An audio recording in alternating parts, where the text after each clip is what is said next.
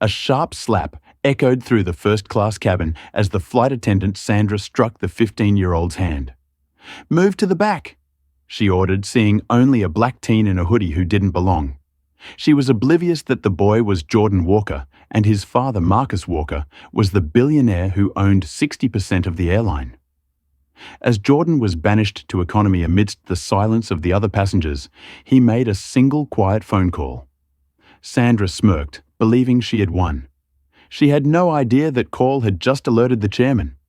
The first-class cabin of Flight 672 that morning was as quiet and orderly as a luxury waiting lounge, where everything was designed to make one feel like they belong, but not for everyone.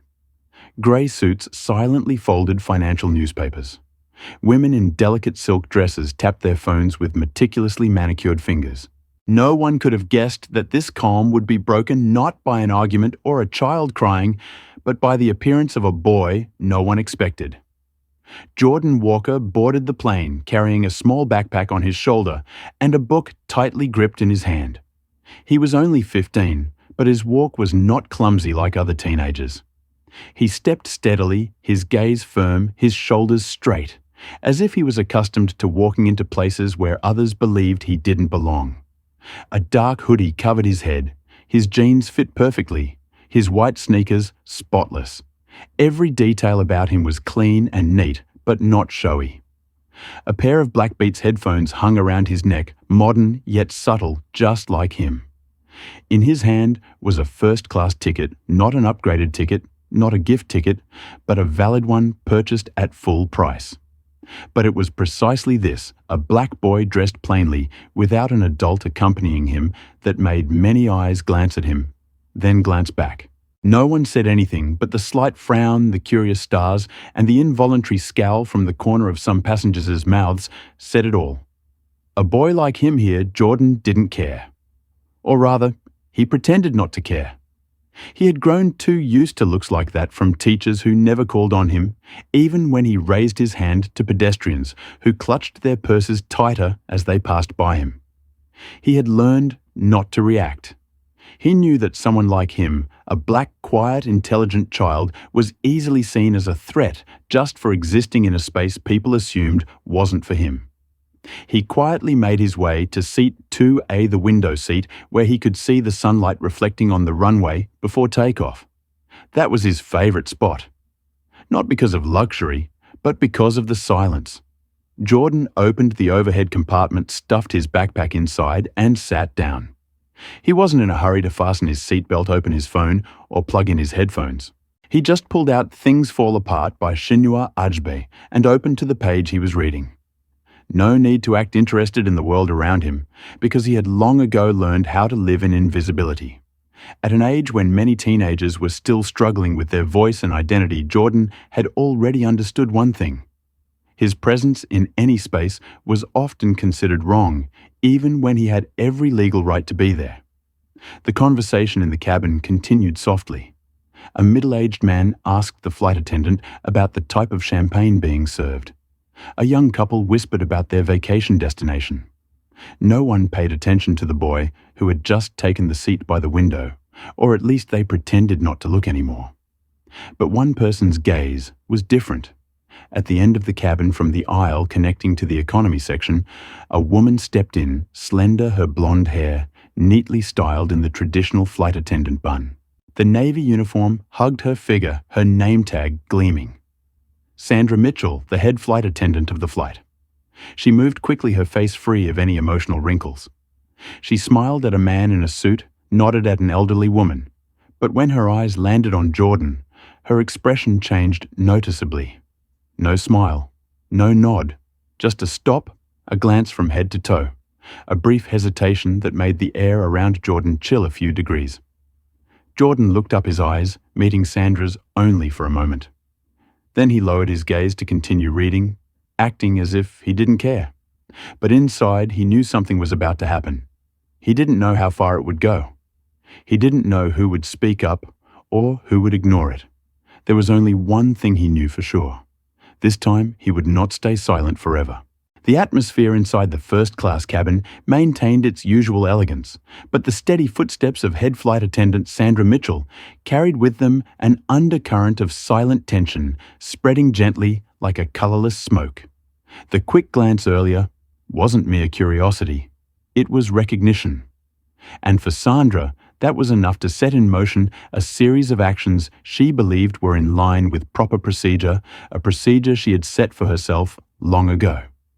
Sandra Mitchell, in her 40s, had more than 15 years of experience flying internationally. She was well known within the airline for her strict adherence to protocols, her thorough understanding of every procedure, and as a model trainer for new flight attendants. But accompanying those skills was something that never appeared on paper. Sandra believed she had the ability to sense who belonged where. A sixth sense, she called it, that allowed her to quickly assess who was deserving of a seat in this upscale space and who wasn't. What she didn't name but always implicitly understood was prejudice. When she stopped in front of Jordan Walker, nothing about his appearance fit the standard she had set for herself. A black boy wearing a hoodie and white sneakers sitting alone in the first-class cabin. To Sandra, that was abnormal, and abnormal things needed to be checked. "Are you sure you're in the right seat?" Her voice rang out, not loud, but enough for the nearby passengers to hear. The question didn't seek confirmation, but sounded more like a challenge. Carefully disguised, Jordan looked up, a flash of surprise in his eyes, but he remained calm.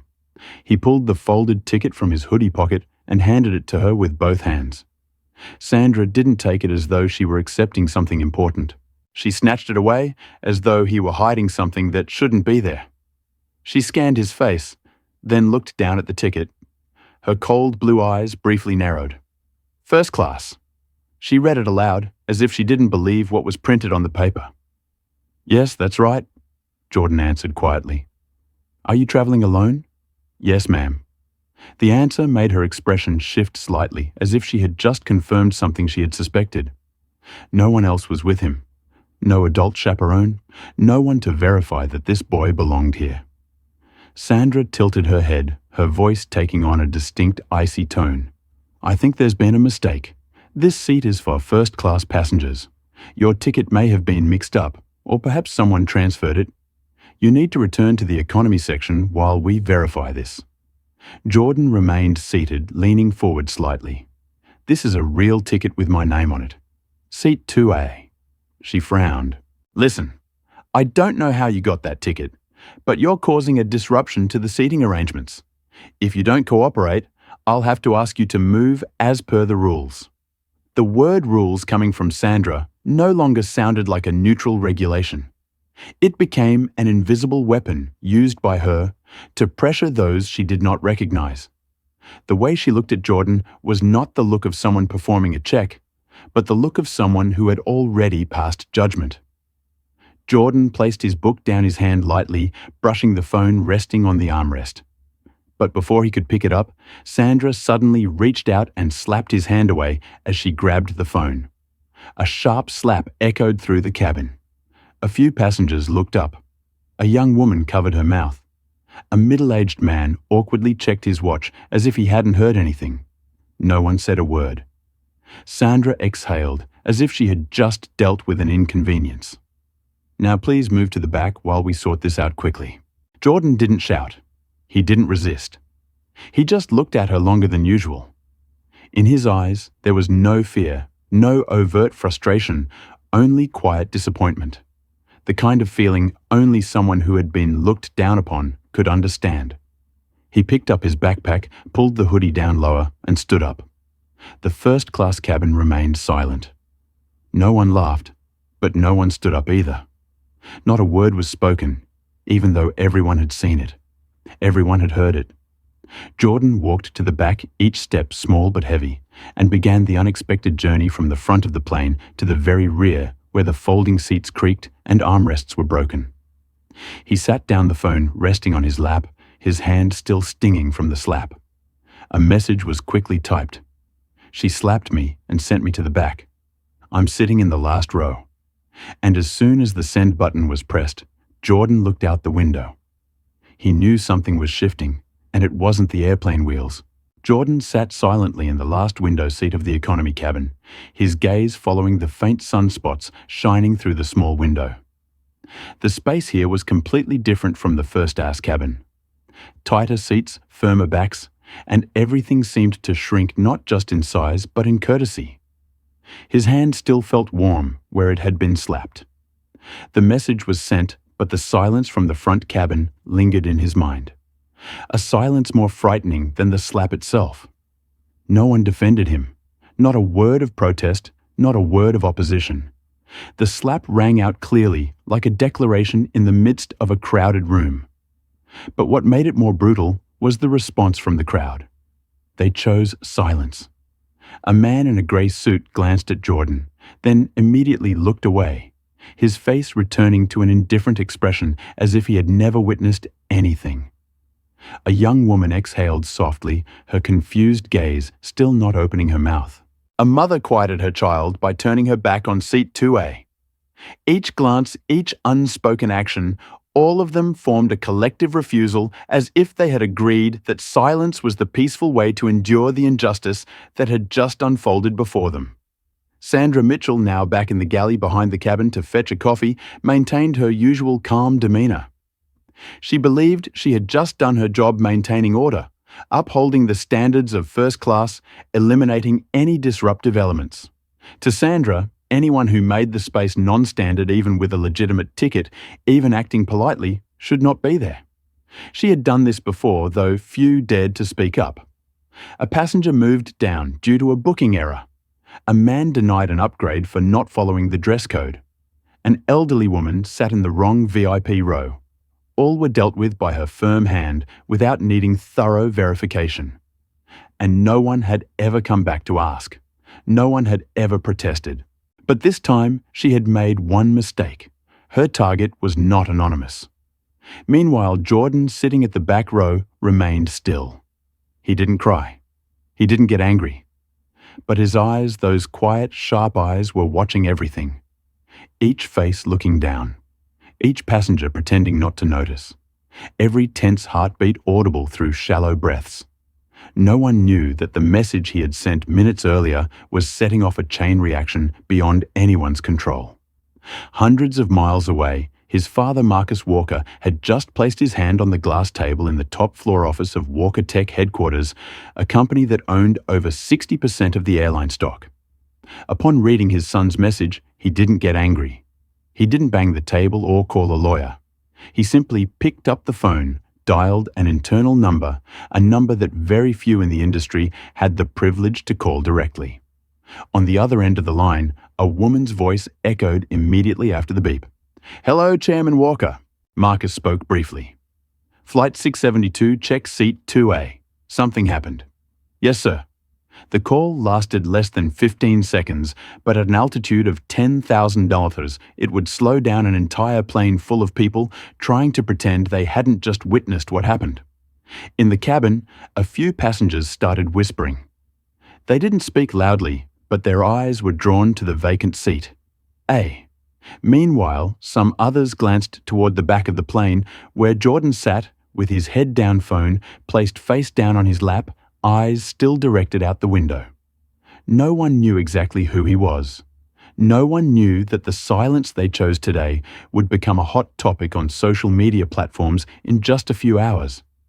And no one knew that the woman who had publicly humiliated a boy would soon find herself pushed out of the very system she thought she controlled before the plane could even take off. When Jordan's message disappeared from the screen, the small signal he sent from the back row of the economy cabin began the quietest yet most decisive journey. No one aboard that Boeing 787 knew that this simple action, a message with just a few words, would lead to the entire flight being grounded, shake a multi-billion-dollar airline system, and push a woman who thought she was untouchable into the heart of responsibility. Far from the plane that was now preparing for takeoff, the highest floor of the Walker Tech building, a gleaming glass and steel structure in the heart of New York's financial district, remained in cold, eerie silence. The corner office with a panoramic view of the horizon was where Marcus Walker sat. He wore a perfectly tailored navy suit. On his wrist was a black steel Audemars pig watch, But no one in that office paid attention to what he was wearing. They knew this man didn't need material possessions to assert his power. Marcus was not the type of executive who governed with bursts of anger or loud statements. He ran his empire with terrifying calm. It was said that if Marcus Walker stayed silent during a meeting, brace yourself, because the entire system would change afterward. The phone vibrated lightly on the glass table.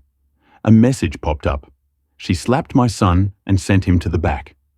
Just that, no expression, no accompanying anger, just a dry, precise, cold statement, and enough for Marcus to understand that his system had just allowed something unacceptable to happen. He took a deep breath. He didn't look out the window. He didn't turn to his assistant. He didn't need to ask anyone else anything. Marcus pulled out his personal phone, unlocked it with his fingerprint. In his encrypted contacts, he selected a nameless entry, just the symbol of 3 red dots, and then dialed. The call was picked up almost immediately. A woman's voice, soft but professional. Direct Operations Department. How may I help? Marcus didn't introduce himself. He didn't need to. Flight 672, hold the plane. Cat 2A has an issue. I want an immediate report. No further actions until I call back. Understood, Mr. Walker. Marcus hung up the phone. No shouting, no hand slamming on the table, just an order delivered with absolute composure. And from that moment, the silent war had begun. On the plane, no one immediately noticed anything different. The engines hummed. The flight attendants were finishing up their final checks before the doors closed. In the galley, Sandra Mitchell was standing sipping her coffee. Unhurried like the earlier incident, had been just another part of the routine for someone who maintained standards. She felt right, reasonable, even satisfied. In Sandra's mind, she didn't see herself as wrong. She believed she was protecting the image of first class, a space she viewed as sacred a place, reserved only for those who understood how to behave, dress, and act like they belonged. A black boy in a hoodie traveling alone with no clear explanation. To her, that was abnormal.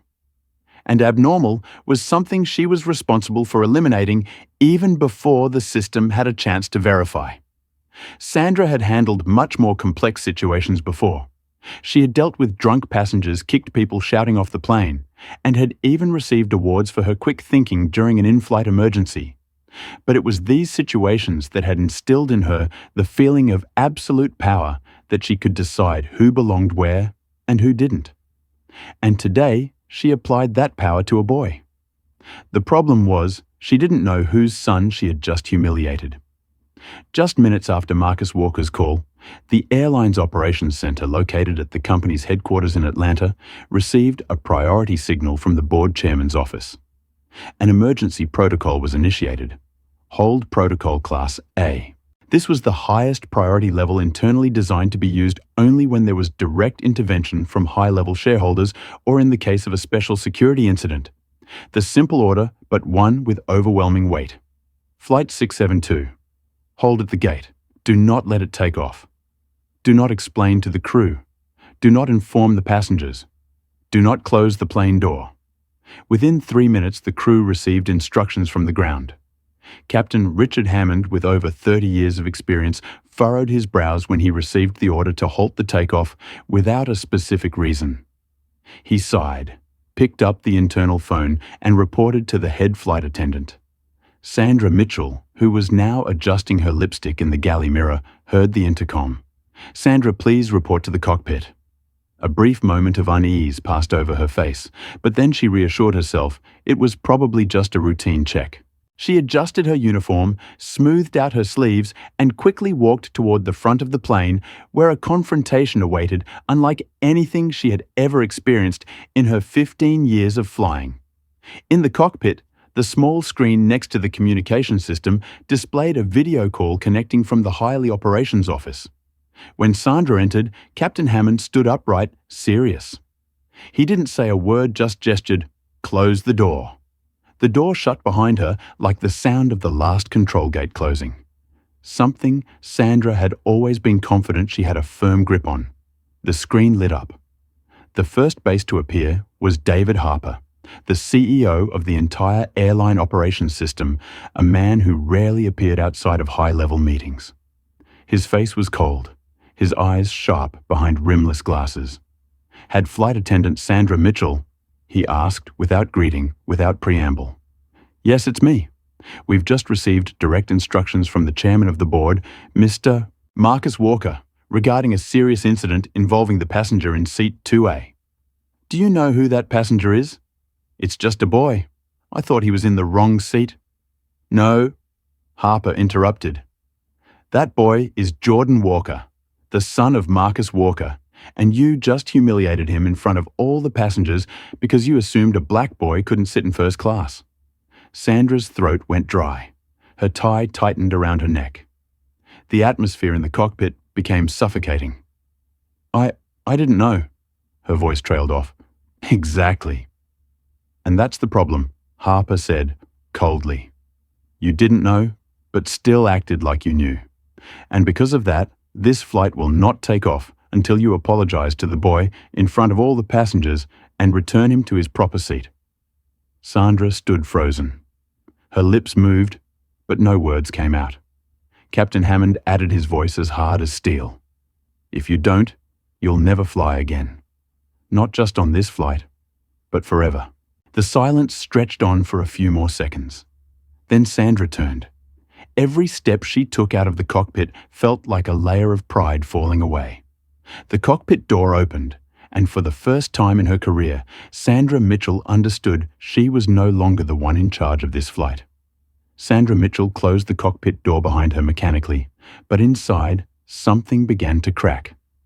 Although her exterior remained calm, each step she took toward the narrow space of the control cabin felt like she was walking directly into the eye of a storm. Though she couldn't see where it was coming from, David Harper, the CEO of the airline, didn't say another word. He stared directly at the camera, his gaze piercing through the screen as though interrogating Sandra's increasingly confused eyes. The boy you sent to the back, the one sitting in seat 2A, is Jordan Walker, he said, slowly, each word marking a boundary. The son of Chairman Marcus Walker. A cold wave ran down Sandra's spine. Not because of the man's reputation, but because of his silence.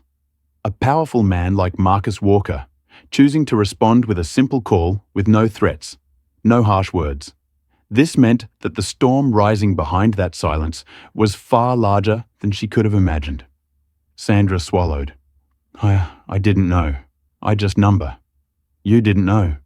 But you acted as if you knew exactly who that boy was, and that he didn't deserve to be in that seat. Harper interrupted. You didn't verify. You didn't report. You handled it unilaterally based on your personal judgment, and that judgment this time will make you pay. Captain Richard Hammond, still standing silently beside her, finally spoke, his tone even but cold. Miss Mitchell, this flight will not take off until you follow the direct instructions from the operations office. Apologize to passenger Jordan Walker in front of all passengers and return him to seat A in front of everyone. Sandra almost whispered, as if she couldn't believe what she had just heard. In front of everyone, Harper emphasized, you humiliated him publicly, so you'll have to correct it publicly. Sandra turned away, leaving the cockpit without a word. Her heart raced beneath her stiff white shirt. She walked through the first-class cabin past the vacant 2A, the seat she had once deemed not belonging to a boy in a hoodie, and now it stood waiting for its rightful owner to return, like a silent testament to her misjudgment. Avery Brooks was waiting in the galley. When she saw Sandra walking past, the young woman's eyes were filled with concern. What's going on? Avery asked softly, almost instinctively. Sandra didn't answer, but the smirk that had always lingered on her face had completely vanished. As she passed the curtain dividing the cabins, Sandra could feel the eyes of the passengers in the economy section on her. Some looked up from their books. Some quietly pulled their headphones off. And then her gaze met the one that was fixed directly on her from the back row, Jordan Walker. He didn't move. His headphones still hung around his neck. His phone lay on his lap, the screen facing down. His eyes weren't hostile. They weren't disdainful. They weren't accusatory. But it was the calmness in those eyes that made Sandra feel as though she was being scrutinized by a presence too great to escape. She stopped in front of Jordan. "Jordan!" She called, her voice no longer certain. He didn't respond. A few nearby passengers turned their heads completely. A middle-aged man had his phone ready to film. A young woman pulled down her mask, her eyes unblinking. Sandra took a breath. "I want to apologize for the misunderstanding earlier. I may have judged incorrectly." Jordan slowly turned to look at her. His eyes were deep and bright, as if waiting to see whether her next words would truly be sincere or just another part of a performance directed from above. Judged incorrectly. His voice was soft, steady, but carried clearly as if the entire cabin could hear. Sandra's lips trembled. "I didn't check the ticket properly. I thought there was a mix-up." "It wasn't the ticket, was it?" Jordan interrupted, his eyes never leaving her face. "You looked at me and you thought I didn't belong in that seat." No one moved, not a whisper in the cabin. The whole plane seemed to hold its breath. Sandra opened her mouth, but no words came out. The truth Jordan had just spoken exposed what she had never dared to name. He stood up, tall, calm. "I'll return to my seat," he said. "Not because you invited me, but because that's the seat I paid for legally." As they walked back down the aisle, every eye followed them. This time, not with curiosity or judgment, but with awareness. They were witnessing a shift in power. The one who had been deemed unfit was now walking back with silent pride, while the one who had once held authority in the cabin became the quiet escort. Jordan sat back in seat 2A. He placed his phone on the armrest, opened his book. He didn't glance at Sandra again. Sandra stood there for a moment, not knowing what to do next. She turned around and walked to the back of the plane, and with each heavy step, the trap she had set to exclude others was slowly closing in on her. Sandra Mitchell returned to the galley behind the cabin, like a shadow, her usual straight posture now seeming to shrink under the weight of something that had never happened in her 15 years of flying. Each step through the first-class cabin, once her domain controlled with a cold glance and a firm voice, was now a path filled with eyes. The faces she once brushed past without a second thought now looked up at her, no longer avoiding her gaze. But what unsettled Sandra the most was not the gazes. It was the silence. A new silence. Not the complicit silence of when she slapped Jordan, nor the familiar silence of obedience in commercial flights. This was the silence of those witnessing someone in power being unseated from their rightful place. Each step echoed softly on the carpet. Each footfall felt like a bell tolling in her mind. Your career is turning a page, and not in the way you wanted. In the cockpit, Captain Richard Hammond had not yet left his position. On the screen connected to the central communication system, David Harper's face still gleamed in the cold light from the LED bulbs. He hadn't hung up after issuing the order. He was waiting because he knew only when Sandra had carried out the order, not just through action, but through her submission to authority, would he hang up. At David Harper's level, he represented not only the internal power of the airline, but also a shift in the culture of the aviation industry where discriminatory behavior, whether subconscious or openly displayed, could no longer be accepted or overlooked. "Report back to me when she has apologized and the boy is back in his seat." Harper said, his gaze not leaving the screen. Hammond nodded. "I'll report directly." Harper remained silent for 2 seconds before ending the call with a light tap. Yet the sound was as final as closing a heavy door. In the galley, Avery Brooks stood still as though waiting for an earthquake after the first tremors. She had witnessed everything, not through actions, but through her eyes, and she remembered. When Sandra returned, the two of them met in the narrow space. Avery didn't speak. She just looked straight ahead. For the first time since she entered the profession, Avery saw a head flight attendant she had once admired stepped back. Sandra adjusted her tie. Her hands trembled. In just a few minutes, everything she believed was control had slipped through her fingers like sand. "I've apologized," Sandra whispered, as if talking to herself. Avery didn't respond. She understood. The apology wasn't for Jordan. It wasn't to make amends. It was to protect the remainder of the career that had just cracked. In the first-class cabin, Jordan Walker still sat quietly in seat 2A. He had returned to his seat, but it was no longer the same as when he first entered. This time, everyone had seen him. An older woman gave him a slight nod as he sat down. A grey-haired businessman across from him set his phone down his gaze, complicated part regret, part admiration, part avoidance. Jordan didn't look at them. He placed the book on his lap, opened it to the previous page, and rested his hand on the spine of the book, ready to read. But his eyes weren't looking at the text. He wasn't reading. He was listening. Listening to the whispers spreading from behind through the cabins, through passengers who had filmed and were now whispering, "Who is that boy? Why did everything stop just because of him?" In Jordan's mind, the sounds didn't make him angry. They made him awake, because this was no longer just about him. He was no longer a child who was sent to the back for not fitting in. He was now a mirror reflecting the system that the adults had ignored for too long. On the ground, an internal email was sent to all senior management of the airline. Flight 672 delayed at the request of the chairman of the board. A discrimination incident is under urgent investigation on social media. A video from a passenger in the economy section had begun to circulate. The clip clearly captured the slap Sandra's cold reaction and Jordan's head-down walk as he headed to the back. Within 10 minutes, it had over 10,000 views. Comments began flooding in. That slap hurt more because of the silence in the entire cabin. Do they really think a black kid in a hoodie can't be a first-class passenger? He didn't say a word, but made the entire flight stop. That's power. Sandra was still standing in the galley, her hand gripping the edge of the counter as if clinging to the last solid thing left. But she knew the wheels had begun to turn, and this time they weren't turning toward her. In the cockpit, Captain Hammond received a second call from the center. "We've received confirmation. Passenger 2A is back in their seat. Apology has been made publicly. You're cleared to close the door." He turned to the head flight attendant through the internal communication system. His voice no longer serious, but colder than professional. "Miss Mitchell, prepare to land when we arrive. Someone is waiting for you at the gate." The order from above had been issued, and this time there was no turning back. Jordan's words cut through the smooth surface of Sandra Mitchell's assumptions, spoken clearly, calmly, without anger, but sharp as a knife. And that simple brief statement reversed the entire power dynamic on Flight 672.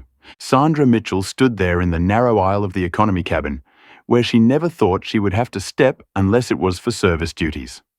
She had grown accustomed to walking with her head held high between the first-class seats, where each question, "Would you like wine or champagne?" served as an unspoken confirmation of the quiet power she wielded. But now, the eyes of a 15-year-old boy had left her unable to find any ground for her pride. Jordan didn't shout. He didn't cry. He didn't condemn. But his gaze that gaze wasn't just an accusation. It was a declaration. "I know, and I will no longer accept it." Sandra opened her mouth to respond, but her throat was as dry as a desert. All the reasons, all the excuses she had ready about safety procedures, about unintentional misunderstandings, about ticket verification processes, suddenly became meaningless in front of the teenager staring at her without flinching. The air around them seemed to freeze. A passenger from a nearby row slightly adjusted the angle of their phone. A young woman in a business suit stopped tapping on her phone and just silently watched. The usual sounds of the plane, the clicking of seat belts, the turning of pages seemed to hold their breath. Sandra nodded. The nod wasn't strong, but it carried all the weight of a person just thrust into reality. She turned her hand, still resting lightly on the back of the seat in front of her, and softly said, "Please return to your seat." Jordan stood up, not in a hurry. He neatly placed his book into his backpack, then calmly slung it over his shoulder, in a way that was almost unbelievable for a student who had just been humiliated only minutes before. He didn't look around. He didn't need to, because his silence was the loudest sound in the room. The aisle between the cabins, already narrow, now felt like an endless path where Jordan walked step by step and Sandra followed behind, uneasy like a shadow, no longer viewed with trust. Avery Brooks stood at the front of the first-class cabin, watching Jordan from a distance. Her gaze met his, then moved to Sandra, who was walking behind, slow and stiff, as though her shoes had been filled with lead. When Jordan returned to seat 2A, no one said anything, but something had broken, not with sound, but with the movement inside each person. He sat down, adjusted his seatbelt, pulled out his book, opened to the previous page. He didn't look back at Sandra again. That gesture, so calm it was almost extraordinary, shattered any remaining hope she had of covering up her mistake with a simple apology. Sandra stood there for a few seconds longer. No one asked her to do anything more, but her presence at that moment had become redundant. Avery Brooks didn't say a word, but in her eyes there was something very clear. She had crossed a line and there was no turning back. Sandra turned and walked to the back. She heard a few whispers, a soft chuckle, the sound of a phone being pressed, but she didn't dare look back. In the cockpit, Captain Hammond received a second message from the operations department. Passenger 2A has returned to their seat. Apology has been made publicly. You are cleared to close the door. He didn't say anything more. He just nodded and adjusted the watch on his wrist. But inside, a strange feeling crept in, a silent admiration for a boy who had stood up without needing to raise his voice. Jordan sat still. His eyes were no longer on the words. His thoughts were racing, not about what had happened, but about what it had just uncovered. He didn't know that the first video had already begun circulating on social media. He didn't know that his father, Marcus Walker, was contacting the airline's PR team, requesting an internal investigation into the systemic discrimination. He only knew that when he walked back through the economy cabin to his seat, the only thing that made him hold his head high wasn't his father's power. It was the truth he hadn't avoided. At the back of the plane, Sandra Mitchell sat against the galley wall. Her hands gripped tightly, not out of anger, but because for the first time in her career, she no longer knew who would stand up for her. No one was on her side. And for the first time, she understood what it felt like to be pushed behind, without reason, without judgment, just because others thought she didn't belong. When Jordan settled back into seat 2A, a space that once felt familiar now carried a different weight. The ivory leather seat, the polished drink holder, the small oval window letting in the soft light from the runway outside. Everything was the same as before. But the silence now was no longer the indifferent quiet it had been. It had transformed into a form of silent reverence, like a young king stepping into his coronation, not with a crown, but with dignity. Jordan didn't rush to read. He opened the book, placed it on his lap, and lightly ran his hand along the spine as a habit, but his eyes weren't on the page. Instead, they silently swept through the first-class cabin where the looks had changed color. Some looked at him with curiosity, others deliberately avoided looking as if afraid to face the fresh bloom of shame. A man seated at an angle from 2D wearing a blue suit with a brown tie took a small sip of water and set the glass down with a hurried swallow, as though trying to hide the sound. He didn't speak, but his gaze lingered on Jordan, as if he wanted to say something that couldn't quite form into words. And that was what kept Jordan from feeling angry. He didn't need an apology from everyone. He needed them to see what had been ignored for too long. In the row behind a young passenger, a white woman in her mid-20s wearing an NYU hoodie was quietly adjusting the frame on her phone.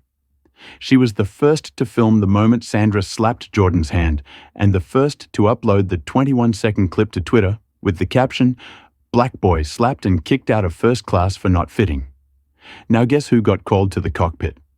Less than 30 minutes later, the clip had over 25,000 views. The next 10 minutes, it was shared by a human rights journalist. 10 minutes after that, the name Jordan Walker appeared in Twitter's top search trends. And then, the social media storm began. Meanwhile, in the airline's PR office, the phone kept ringing incessantly. The PR staff hadn't even had time for their afternoon coffee before they were called into an emergency meeting. The CEO, who had just received a second contact from Marcus Walker, was forced to activate the crisis management protocol, something typically used only in the event of a plane crash, a high-level personnel scandal, or a racial discrimination incident that caused an uproar. And ironically, this time it all started with a slap. On the plane, Jordan remained silent. He didn't check his phone. He didn't look for news. But he knew, just as those who have grown up in prejudice and silence know, that something bigger than himself was happening. And it started with the very silence he had just kept.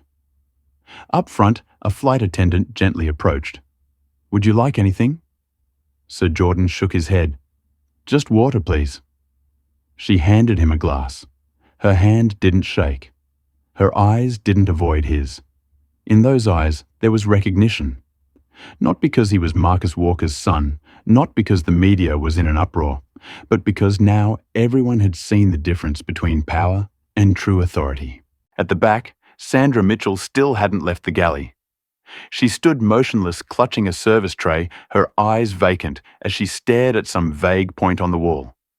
Her mind spun not from exhaustion, but from the invisible collapse that was breaking apart piece by piece in the system she had trusted completely, that if she was right in her feelings, her actions would always be forgiven. For the first time in her flying career, she knew what it felt like to be isolated in the very place that had once been her domain. No one said anything to her, no supportive gaze, no words of inquiry, only the quiet whispers from the passengers.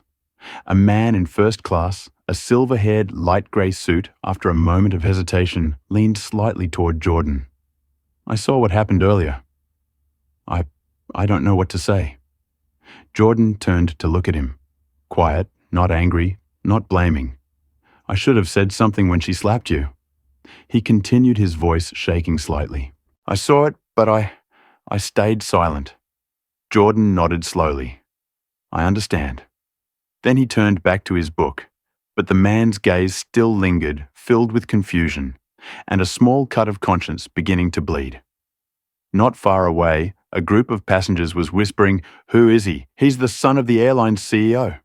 The way he walked back like he'd never been knocked down. It's not like he really wasn't. Jordan sat quietly in the silence, but everyone could see he had returned not as a victim, but as a leader, silently, steadily. The plane had yet to leave the runway, but outside, a storm had truly taken off, not from the jet engines, but from the power of truth being recorded and spread. The phone screens of millions across the United States suddenly displayed the same headline, the same short video just over 20 seconds long. "Black boy kicked out of first class. Turns out he's the son of the airline owner." Blurry footage shot by passengers in the economy section. In the narrow frame, Jordan Walker stands up after being slapped on the hand, then silently lowers his head and walks to the back of the plane, while a woman in uniform, Sandra Mitchell, stands rigid cold as if she had done the right thing. It wasn't the slap that made the video go viral. It was the silence of everyone in the cabin. The way Jordan said nothing, and the way the flight attendant behaved as if it was perfectly normal. That was the real spark. Less than an hour after the first video was posted from the NYU students' Twitter account, the hashtag #SeedToA made it into the top 10 national trends. 10 minutes later, it climbed to second place just behind a major sports event, and then surpassed that event when a prominent human rights journalist shared the video with the caption, "Silence is not neutral. It is complicity." The boy in the video didn't need anyone to defend him. He stood up for himself. But we need to ask, why didn't anyone else stand with him? On Reddit, both our public freakout and our Black Excellence reshared the story. Thousands of comments flooded in with increasingly intense headlines. One slap that struck the entire airline industry. No one stood up, but he didn't need anyone. He has the truth. When power doesn't scream, it only needs a single message. On TikTok, young female voices began to analyze the moment Jordan stared directly at Sandra and asked, "You looked at me and assumed I didn't belong there. You didn't check anyone else's ticket, just mine." That quote was pulled, turned into captions set to somber background music, and became a viral quote striking directly at prejudice. At the airline's main office, an emergency meeting was called at 9:00 p.m. New York time. The conference room with its white lights and black leather swivel chairs. All eyes were fixed on the LED screen displaying media metrics. Brand mentions up 750%. Negative sentiment in comments 83%. Most asked question, what will they do to hold themselves accountable? The communications director pointed at the graph. We are facing a symbolic crisis. Not because he's Marcus Walker's son, but because people see themselves in the moment of being pushed aside. Meanwhile, in the sky, as Flight 672 finally began to take off, Jordan remained seated, eyes focused out the window, as the sunset light broke into soft yellow patches through the glass. He didn't know he was going viral. He didn't know what was happening on the ground. But he could feel the movement, not of the plane, but of the world slowly shifting toward him. At the back, Sandra Mitchell received her first message on her work phone. You'll need to stop at the gate. HR and media are waiting. She didn't respond. She couldn't. Her fingers, once accustomed to arranging seats, giving safety instructions, handling situations, now fumbled, unable to find any words to reply. And the most painful thing was no one came to protect her. No colleagues, no passengers who had once been favored by her, no system still stood by her. Only the truth and the video spoke for everything. On Instagram, popular accounts shared images of Jordan reading his book accompanied by the caption. They tried to move him to the back. He walked back to the front. Without a single word, he changed the whole flight. In first class, a woman in business attire leaned toward Jordan. You really made me rethink about myself, about the times I turned away. Jordan looked at her, his gaze calm. No one needs to shout. Ma'am, just don't remain silent. And from seat 2. A Jordan not only reclaimed his position, he reignited what society had long tried to extinguish, the ability to stand up, not through power, but through the dignity of being human. I saw everything. The middle-aged man in the grey blazer said quietly, his voice trembling as though he had been holding it in throughout the flight. I saw it, but I didn't do anything. I'm sorry. Jordan looked up, his eyes neither cold nor angry, just like a mirror reflecting the truth. It didn't start with violence, he replied slowly, his voice soft as a breath, but clear in the silent cabin. It started with silence. The response left the man speechless. And not just him. 2 rows behind an older woman placed her hand gently over her chest. The young woman seated across from her removed her headphones, her gaze hesitant as if she had just realized something deeper than what she had witnessed. No one was being accused, but that silence, the silence that had once forced Jordan to leave seat 2A in shame, was now looking back at each of them with the conscience of their own actions. At the back of the plane, Sandra Mitchell still stood by the cabin door, leaning against the wall, her gaze unfocused. In her hand was a small piece of paper, a copy of the suspension order pending investigation sent up to her via internal communication. In the last line of the document, there was a sentence she read over and over again, no less than 5 times. The incident involves behavior suggestive of racial discrimination, improper handling of procedures, and serious media consequences. Just one line, but it felt like a silent indictment without a courtroom. Sandra remembered the first moment she saw Jordan walk into the first-class cabin. Her probing gaze, the silent skepticism revealed through her stiffened posture and quick glance. She hadn't asked to verify. She asked to confirm her assumptions.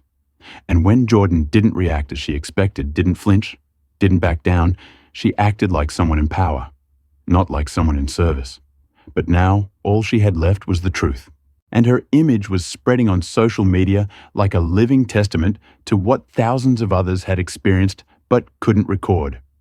Meanwhile, at Marcus Walker's office, the media situation was being updated minute by minute. The headlines from national news channels kept coming in. CNN, the slap in the air shakes the airline industry. The New York Times. From silence to a wave of resistance.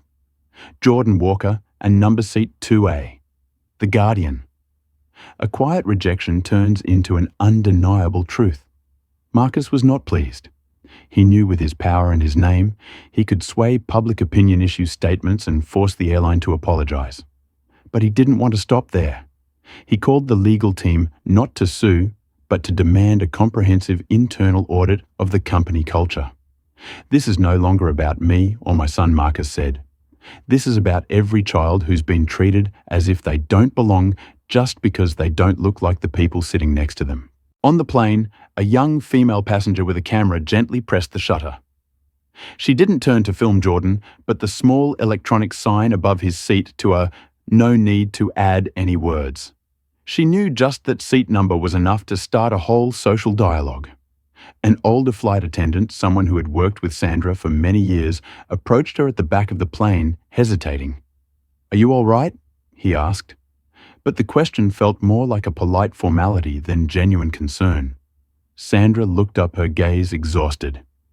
"I think I've just lost what I believed was the most solid thing in my life, the rightness of personal intuition." The flight attendant didn't know how to respond. He placed his hand gently on her shoulder, then quickly withdrew it. Some things couldn't be soothed by a gesture.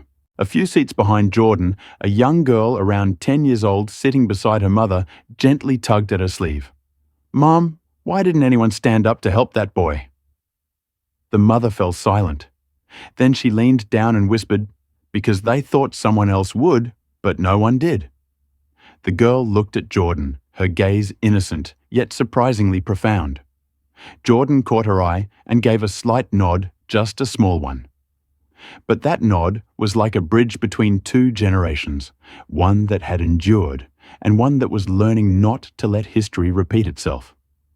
As the plane gradually reached cruising altitude, the flight attendant announced that meals would be served and the cabin began to return to its usual peaceful routine. But this silence was no longer the same. It was no longer the quiet of indifference, but the silence of awareness.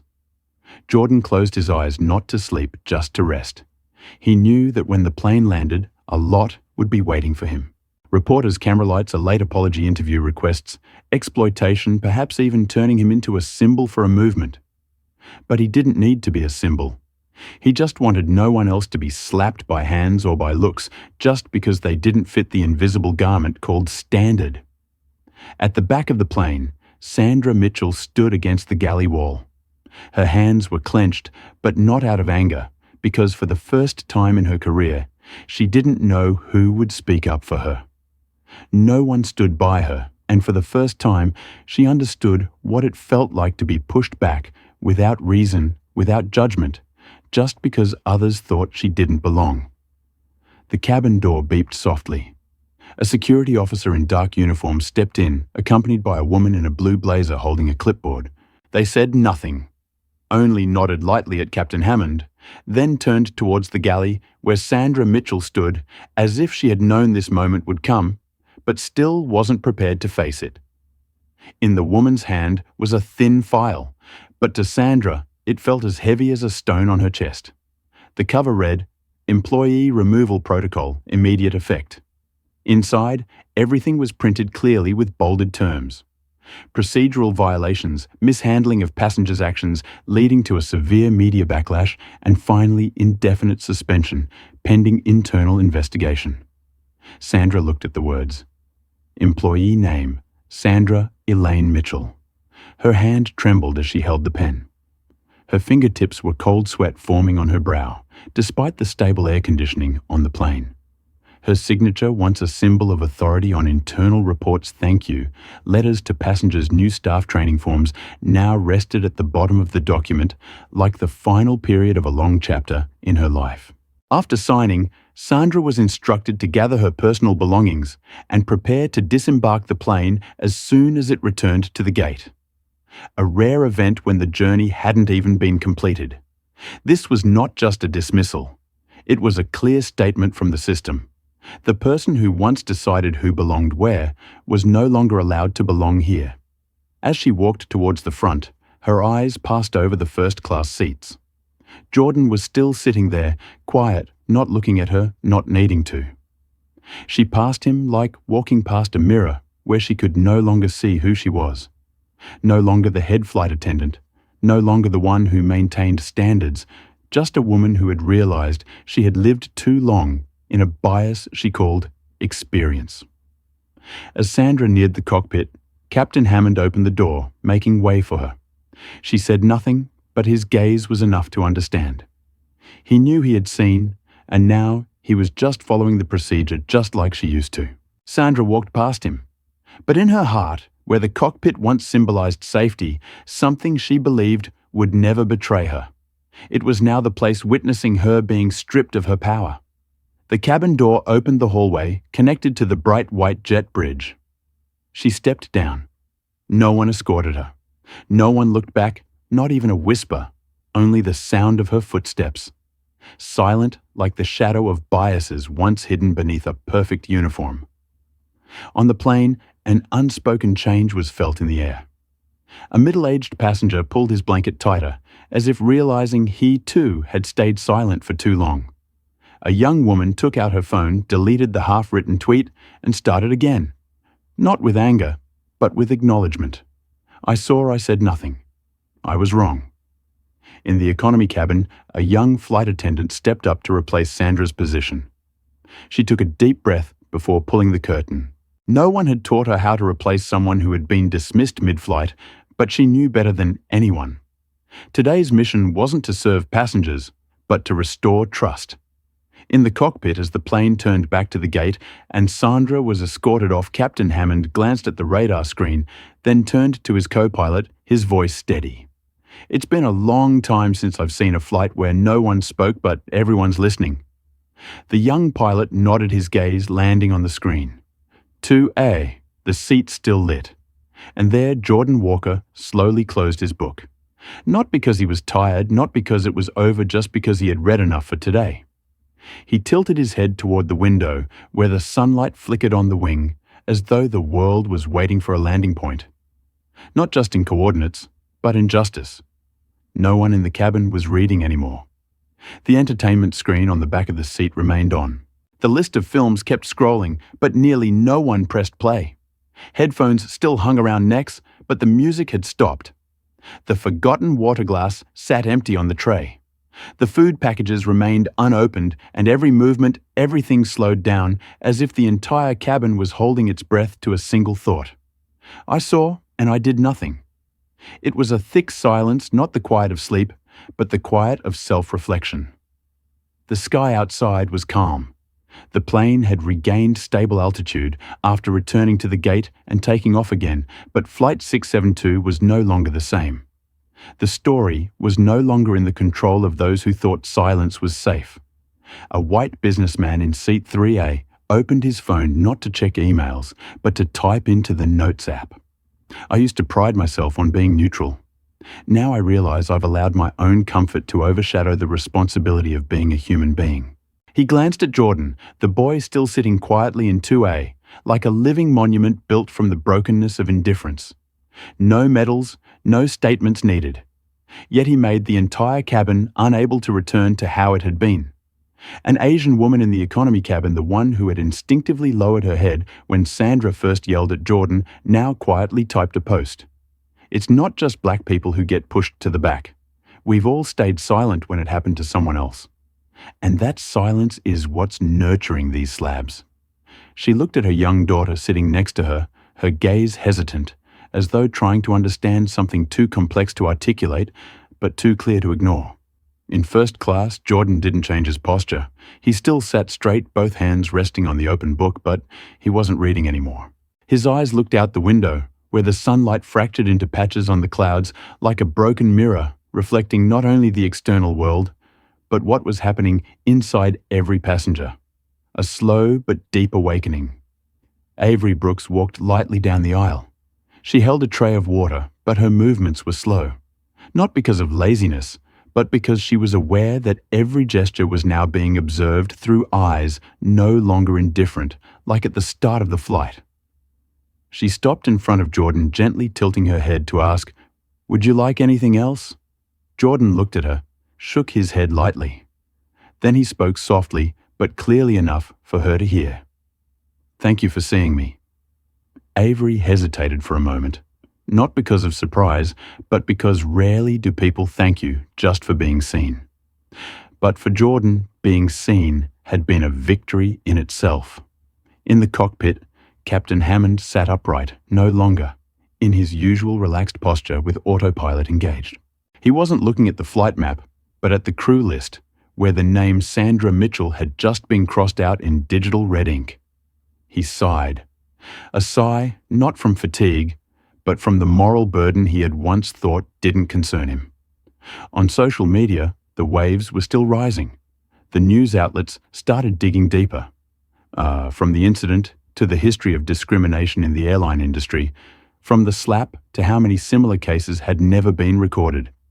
And amidst the waves of anger, messages began to appear. "I used to be Sandra, not hitting, not yelling, but I once looked at a lost child and thought, 'You don't belong. I want to apologize, not just to Jordan, but to the MI of that day.'" Sandra Mitchell, now sitting alone in the isolation area after leaving the plane, didn't turn on her phone.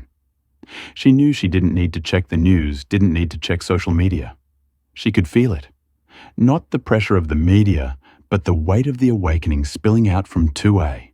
On the seat, she took out her employee ID card, the one that each time she wore it made her feel she had the authority to define the space in the sky. She turned it in her hand, then put it back in her pocket. For the first time in years, she thought, maybe I should start over with new eyes. And so even though the plane hadn't landed yet, Flight 672 had changed direction forever. Not on the map. But in the minds of every passenger, those who had stayed silent, turned their heads, kept quiet, and now learning how not to do so again. The plane touched down and slowly glided down the runway like a smear of ink stretching across the grey canvas of the late afternoon. The passengers hadn't yet returned to their usual rush to stand up. No one grabbed for luggage. No one jostled to get out the door first. They sat still silently, as if waiting for something more sacred than a destination and in a landing. The familiar ding sounded signaling that seat belts could be unfastened. But this time, no one moved. Jordan Walker remained seated in 2A, the very seat he had been stripped of initially, and the same seat he had reclaimed through unyielding silence. The airplane door opened. It wasn't the passengers who got off first as usual, but a group of 3 people in the airline's dark grey uniforms who stepped in. Leading them was a tall man with a tense expression carrying a black briefcase. He was accompanied by a woman from Human Resources and a communications advisor. They stopped in front of 2A. "Jordan Walker." The man asked, his voice deep and soft, but not insincere. Jordan nodded slightly, not standing up. He didn't need to stand to make people listen. "We're here on behalf of the airline's executive board. We apologize." He continued, his tone earnest, his gaze steady. "We will conduct an independent investigation, review the procedures, and retrain the entire crew. This is not something we condone or tolerate. It will not happen again." Jordan looked directly at him, his gaze now not filled with anger, but demanding a deeper truth than any apology. Understanding. "I don't need an apology," he said. "I need people to understand what happens when a child is deemed unworthy just because of how they look. I need people to stop waiting until there's a camera or until they know who my father is before they start caring." His words were spoken softly, like the wind sweeping past the body of the plane, but they made the man in front of him suddenly flinch as if he had been touched at his most vulnerable point, his conscience. This scene was not only witnessed by the airline representatives. A few passengers remained behind, not necessarily because they wanted to observe, but because they felt they needed to witness something that had started long before the plane had even left the ground. The young woman in the business suit, the one who had sat silently when Jordan was scolded, now spoke up, not loudly, but enough for everyone to hear. "I won't stay silent anymore. I've seen it." Another man, the one who had bowed his head earlier and said, "I'm sorry," nodded. "Me too." The airline representative stood still for a moment. Then the woman from Human Resources spoke. "Jordan, would you like to share anything else?" "Anything at all." Jordan responded slowly. I want you to understand that if I weren't Marcus Walker's son, I'd probably just be a boy kicked off a plane and no one would ever know, and Sandra Mitchell would still be flying." He paused, then continued, his voice calm as usual, but carrying a weight that no words could lighten. "And this has happened to so many people. But there were no cameras. No one shared it. No apologies." The communications advisor, after a few seconds of silence, spoke the first word since they had entered the plane. "We understand, and we will make the entire revised procedure public. No hiding." Jordan nodded, not an acceptance, but as a mark he had heard, and he would remember. He stood up slowly, not in a rush, not looking for victory. Just one step forward toward the airplane door opening, not just for him, but for a series of changes behind him. The other passengers began to leave the plane. A few people slightly lowered their heads as they passed by Jordan. One whispered, "Thank you." Another, younger, gently placed their hand on his shoulder before silently walking away. As Jordan stepped out the door, the waiting cameras were there, but he didn't look into the lenses. He didn't smile, he didn't wave, he didn't speak. He just walked on like a child who had just redrawn the moral map for an entire system. And behind him, the airline representatives stood silently watching him, each carrying a question that wasn't easy to answer. How many storms will it take to shatter the fogged glass that covers this system? A few minutes after stepping off the plane, Jordan's phone buzzed in his pocket. The screen displayed a message from his father, Marcus Walker, one of the most influential figures in the tech and aviation industries in the United States. But at that moment, he was simply a father waiting for a decision from his son. Someone he had once taught that there are things you don't need to shout for people to hear. But if you speak, make them remember. Son, the media is calling. Major networks are reaching out. CNN, NBC, even BBC just emailed. Do you want to speak out? Jordan read the message in silence. His hand hovered over the screen. Then he typed back, "I will speak, but not for myself. I want to speak for those who were pushed to the back without anyone asking for their ticket." He didn't write anything more, no explanations. His words at this point were no longer to tell a personal story, but to open a door for voices that had been silenced. In a separate corner of the airport, a group of journalists were ready. They didn't have much time, but they came with dozens of questions, all centered around one boy 15 years old, who had just brought the entire system to a halt, with nothing more than an unwavering gaze and a silence that refused to yield. In the distance, the passengers who had shared the flight with Jordan were slowly leaving the gate. No one spoke loudly. No one rushed. But everyone knew they had just experienced something bigger than the trip itself. The young woman who had been sitting in seat 4B lingered near the interview area, not to speak, but to watch from afar. She clutched her purse tightly, but her gaze never left Jordan the same person she had turned away from when he was humiliated. But now, she couldn't turn away. In the airport's control room, the airline's media team was watching live through the internal cameras. On the screen, they saw Jordan standing still against a simple backdrop. No stage, no podium, just a wooden chair, a bottle of water, and a boy who didn't need anyone to help him stand tall. A reporter spoke first, his tone formal. "Jordan, if there's one thing you want the entire nation to hear right now, what would you say?" He looked straight into the camera. No hesitation, no doubt. Don't wait until someone has a father who owns the airline to believe they deserve a seat. His voice wasn't loud, but the room fell silent. Every day there are thousands of passengers. Each person has a story, but no one asks. No one looks closely. They just see the color of your skin, your clothes, your accent, and decide where you belong. Another reporter chimed in, speaking more softly. "So, what do you want to change?" Jordan nodded slightly. "I want no one to be sent to the back of the plane just because they don't look like a first-class passenger. I want flight attendants to learn to ask before they assume. And I want the passengers don't stay silent because silence is not innocent. It's complicit." That statement was shared across every social media platform within 20 minutes. The hashtags number Jordan Walker and number seat 2A became symbols not only for the incident, but for a new wave of dialogue about prejudice in visibility and the true value of people. Meanwhile, at Marcus Walker's office, he received an update from his assistant. His speech is being broadcast live. Over 5 million views already.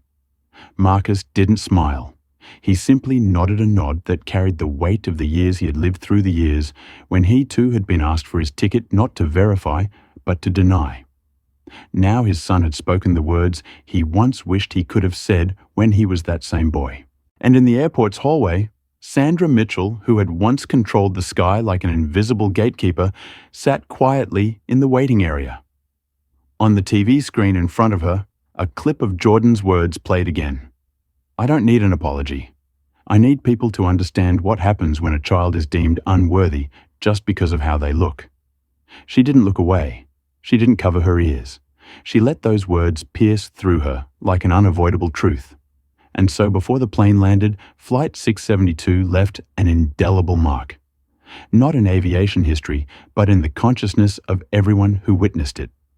The plane touched down with a soft jolt, the tires screeching against the runway, creating the familiar dry screeching sound. But this time, that sound didn't just mark a physical destination. It marked the opening of a spiritual journey. The cabin filled with the familiar ding. A flight attendant's gentle voice announced, "You may unfasten your seatbelts. Thank you for flying with us." But no one hurried to stand up. No one scrambled for luggage. No one rushed to be the first to get out. They all sat quietly, as if waiting for something more important than their carry-ons, something they needed to take with them. Not from the overhead bin, but from their hearts. Jordan Walker, 15 years old, remained seated in 2A, his head slightly tilted toward the window. He wasn't looking at the people starting to move behind him. He was listening not to the footsteps, but to the quiet rhythm of a moment that had forever changed them all. The first passenger to walk past Jordan was a middle-aged man, his jacket still misbuttoned from rushing onto the plane. As he passed Jordan, he paused for a moment, turned and said, "You've reminded me of something I'd forgotten a long time ago. Silence also has a cost." Jordan nodded lightly, saying nothing. Next was an elderly Asian woman, small in stature, but with eyes that gleamed brightly. She looked at him, pulled a peppermint from her pocket, and gently placed it in his hand. "When I was your age, I didn't dare sit in the front. Today, you sit there on behalf of those who could never sit." Jordan gently squeezed the candy in his hand. Not because of the candy, but because of the memory the woman had gifted him with a small but weighty symbol of history. The line of people continued to move past. A young woman in a white blouse who had avoided Jordan's gaze throughout the flight stopped longer this time.